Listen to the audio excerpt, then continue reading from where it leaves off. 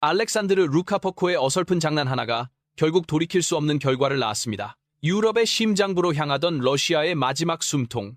단 하나뿐인 철도가 마침내 끊겼습니다. 이것은 단순한 물류 차단이 아닙니다. 블라디미르 푸틴의 가장 강력한 비수이자 핵 요새인 칼리닌그라드가 발트해 한가운데 섬처럼 완벽하게 고립되었음을 의미합니다. 나토는 어떻게 벨라루스의 작은 도발을 역이용해 푸틴의 아킬레스건을 정확히 끊어낼 수 있었을까요?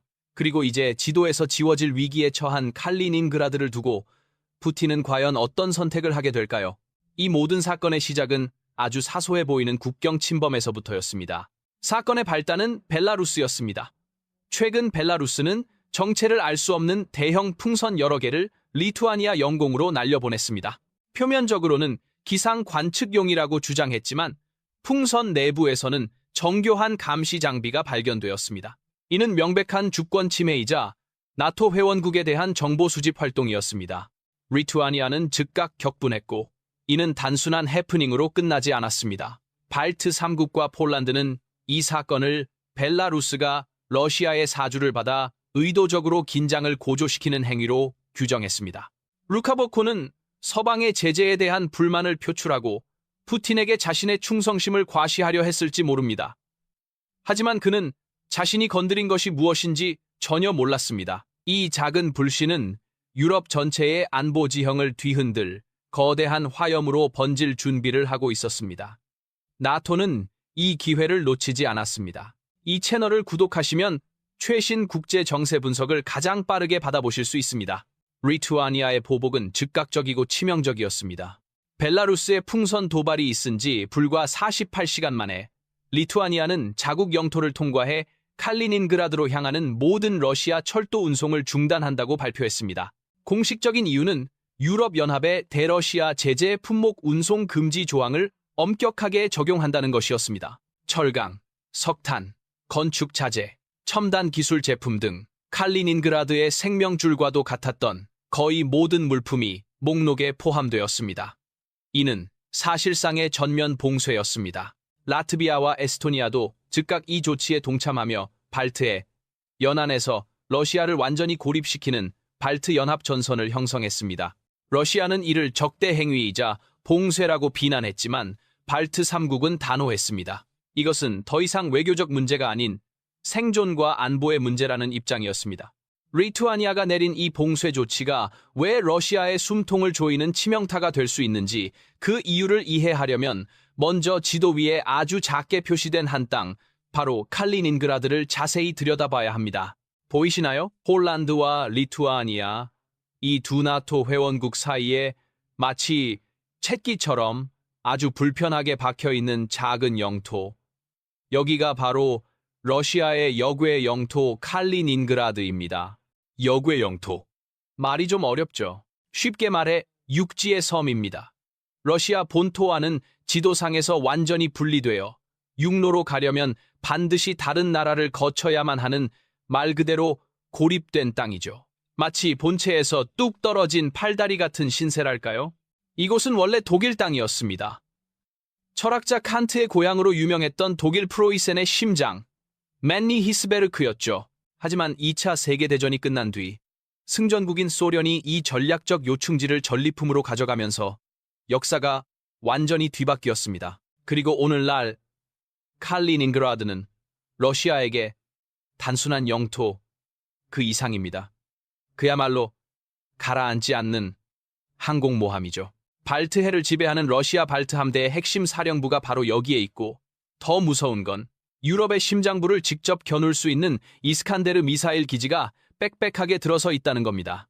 이 미사일은 유사시 핵탄두 탑재가 가능합니다. 베를린, 바르샤바, 스톡홀름까지 순식간에 잿더미로 만들 수 있는 그야말로 유럽의 턱 밑에 들이댄 비수 같은 존재인 거죠. 여기에 발트해에서 유일하게 겨울에도 얼지 않는 부동항이라는 엄청난 이점까지 가졌습니다. 다른 항구들이 꽁꽁 얼어붙어도 칼리닌그라드에서는 해군과 상선이 1년 365일 자유롭게 드나들 수 있으니 군사적으로나 경제적으로나 그 가치는 값을 매길 수가 없어요.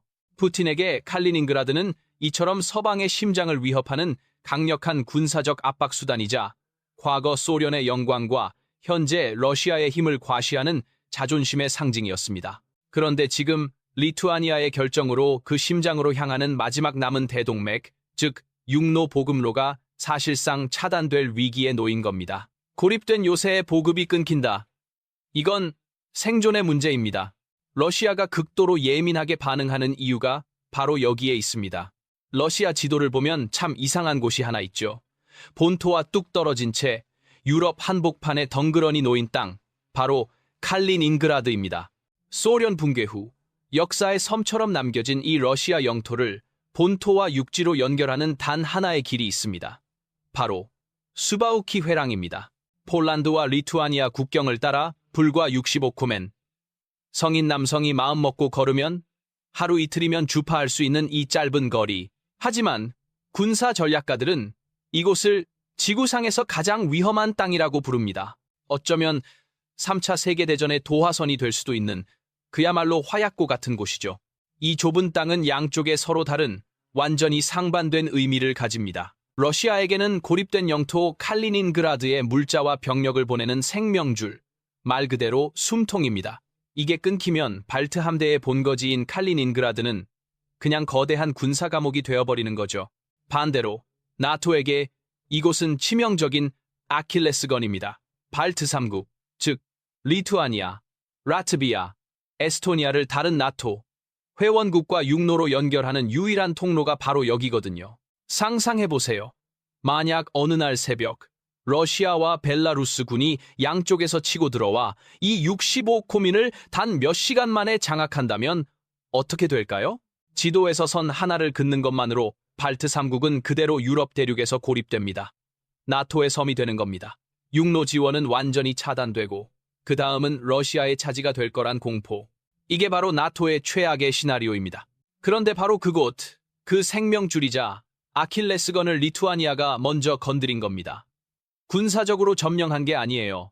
유럽연합의 제재를 근거로 이 회랑을 통과해 칼리닌그라드로 가던 러시아 화물 열차의 통과를 막아버린 거죠. 이건 물리적인 공격은 아니지만 그 효과는 똑같습니다. 총성 한 발 없이 러시아의 목줄을 꽉 쥔 거나 마찬가지니까요. 가장 아이러니한 건 이겁니다. 러시아는 바로 이 수바우키 회랑 근처에서 수시로 대규모 군사훈련을 벌이면서 우리가 마음만 먹으면 여길 끊을 수 있다고 나토를 협박해왔거든요. 자신들의 칼자루라고 생각했던 거죠. 그런데 정작 그 칼이 자신들의 목을 겨눌 수 있다는 건 상상도 못했던 겁니다. 군사력이 아니라 규정과 행정 절차라는 아주 간단한 방법으로 자신들의 숨통이 막힐 수 있다는 사실을 말이죠. 그야말로 허를 찔린 셈입니다. 러시아의 주장은 아주 격렬합니다. 한마디로 이건 불법적인 봉쇄라는 거죠. 그 근거로 두 가지를 듭니다. 하나는 2차 대전 종전 후의 질서를 만든 1945년 포츠담 협정, 그리고 리투아니아가 EU에 가입하면서 맺은 2002년 러시아 EU 간의 칼리닌그라드 통행 보장 협정입니다. 이 협정들은 칼리닌그라드가 러시아의 영토임을 인정하고 본토와의 자유로운 이동을 보장하는 국제사회의 약속이었거든요. 그런데 리투아니아가 이걸 막았으니 명백한 약속 위반이라는 겁니다. 마치 몸에 연결된 탯줄을 누군가 꽉 쥐는 것과 같은 거죠.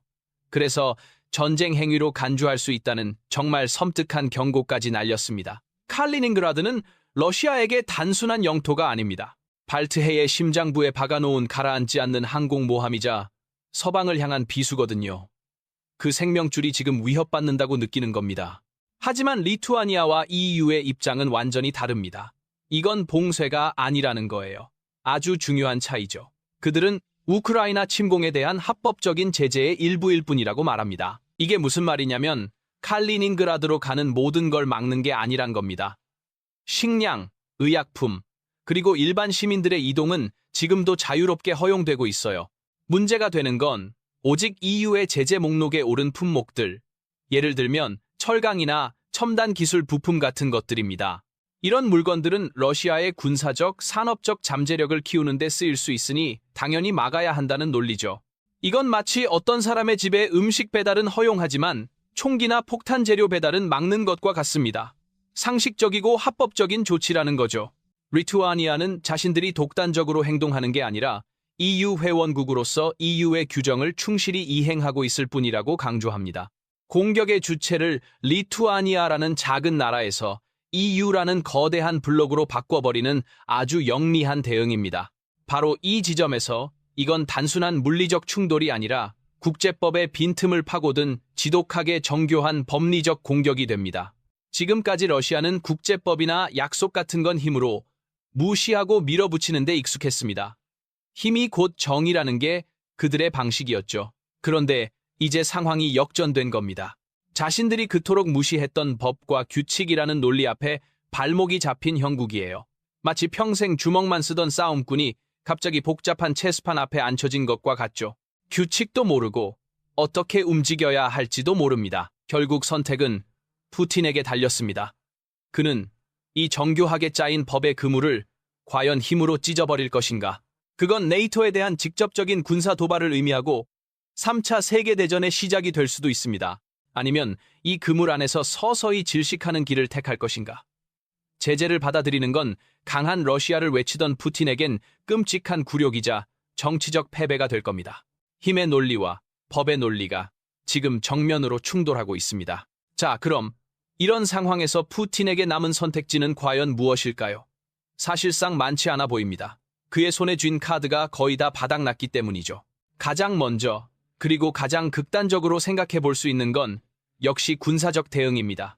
나토의 아킬레스건이라 불리는 이 수바우키 회랑을 무력으로 그냥 돌파해버리는 겁니다. 러시아 본토와 칼리닌그라드를 육로로 잇기 위해 리투아니아 영토를 침공하는 그야말로 정면 충돌 시나리오죠. 하지만 이건 그야말로 판도라의 상자를 여는 것과 같습니다. 리투아니아는 엄연한 나토 회원국이거든요. 리투아니아의 국경선 1m를 침범하는 순간 나토 헌장 5조가 자동적으로 발동됩니다. 이건 단순한 조항이 아닙니다. 하나의 회원국에 대한 공격은 우리 모두에 대한 공격이다 라는 피로 맺은 동맹의 약속입니다. 미국, 영국, 프랑스, 독일의 최정예 부대들이 즉각 움직이기 시작할 겁니다. 이건 우크라이나 전쟁과는 차원이 다른 이야기입니다. 세계 최강의 군사동맹 전체를 적으로 돌리는 행위죠. 지금 러시아의 상황을 보세요. 이미 우크라이나라는 거대한 수렁에 발이 묶여서 막대한 병력과 장비를 잃었습니다. 최정예 부대들은 갈려나가고 박물관에 있어야 할 낡은 T-62 전차까지 끌어다 쓰는 실정인데 여기서 나토와 전면전을 벌인다? 이건 전략적 판단이 아니라 사실상 국가적 자살 행위나 다름없습니다. 그렇다면 군사적 카드가 불가능하다면 다른 방법은 없을까요? 경제적인 보복은 어떨까요? 예를 들어 리투아니아로 향하는 에너지, 특히 천연가스 밸브를 완전히 잠가버리는 겁니다. 추운 겨울을 앞두고 유럽 국가들을 압박하던 그 익숙한 수법이죠. 하지만 이 카드 역시 리투아니아에겐 거의 통하지 않습니다. 리투아니아는 바보가 아니었습니다. 이미 오래전부터 크림반도 사태 이후부터 러시아의 이런 에너지 무기화에 철저히 대비해왔습니다. 인디펜던스라는 이름의 해상, 액화 천연가스, LNG 터미널을 클라이페다 항구에 건설해서 러시아산 가스에 대한 의존도를 거의 제로 수준으로 만들어버렸어요. 러시아가 가스를 끊어도 이젠 폴란드, 스웨덴 등 이웃 국가들과 연결된 전력망과 가스관을 통해 에너지를 공급받으면 그만입니다. 유럽 전체가 거대한 에너지 공동체로 묶여있기 때문에 한 국가만 고립시켜 타격을 주는 건 사실상 불가능에 가깝습니다. 결국 러시아가 꺼내든 경제 보복이라는 칼은 이미 방탄조끼를 입고 있는 상대에게 휘두르는 것이나 마찬가지입니다. 아무런 상처도 주지 못하는 공허한 협박에 불과한 거죠. 결국 푸틴이 할 수 있는 일은 거의 없습니다. 해상을 통한 보급은 가능하지만 육로 운송에 비해 비용과 시간이 몇 배나 더 들고 그 양도 제한적입니다.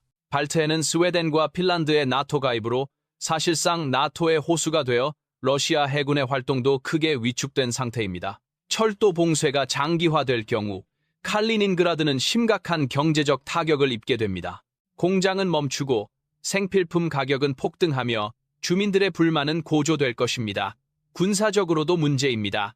최신 무기 부품이나 장비의 보급이 끊기면 불침 요새는 녹슨 쇳덩어리로 전락할 수 있습니다. 푸틴의 가장 강력한 창이 이제는 스스로를 지키기도 버거운 고립된 섬이 되어버린 것입니다. 다시 처음으로 돌아가 보겠습니다. 루카포코는 도대체 왜 이런 무모한 도발을 감행했을까요? 그는 푸틴의 그림자 속에서 자신의 독재 정권을 유지해온 인물입니다.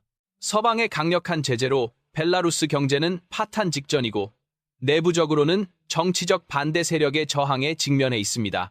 그는 푸틴에게 나는 아직 건재하며 당신의 충실한 동맹이다라는 것을 보여주고 싶었을 겁니다. 나토 회원국을 살짝 건드려 긴장을 조성함으로써 자신의 존재감을 과시하고 푸틴으로부터 더 많은 경제적, 군사적 지원을 얻어내려는 계산이었을 가능성이 큽니다. 하지만 그의 계산은 완전히 빗나갔습니다. 그는 나토가 얼마나 오랫동안 러시아의 아킬레스건을 끊어낼 명분을 찾고 있었는지, 그리고 자신의 어설픈 도발이 그들에게 얼마나 완벽한 기회를 제공했는지를 전혀 깨닫지 못했습니다. 나토, 특히 발트 3국과 폴란드는 이 순간을 기다려왔습니다. 그들은 러시아의 위협에 맞서기 위해 오랫동안 국방력을 키워왔고 외교적으로도 철저히 준비해왔습니다. 루카포코의 풍선 도발은 그들에게 공은 이제 우리에게 넘어왔다는 신호였습니다. 그들은 러시아가 먼저 명백한 주권 침해 행위를 저질렀다는 사실을 국제사회에 부각시키며 자신들의 대응이 정당방위이자 합법적인 제재 이행임을 강조했습니다.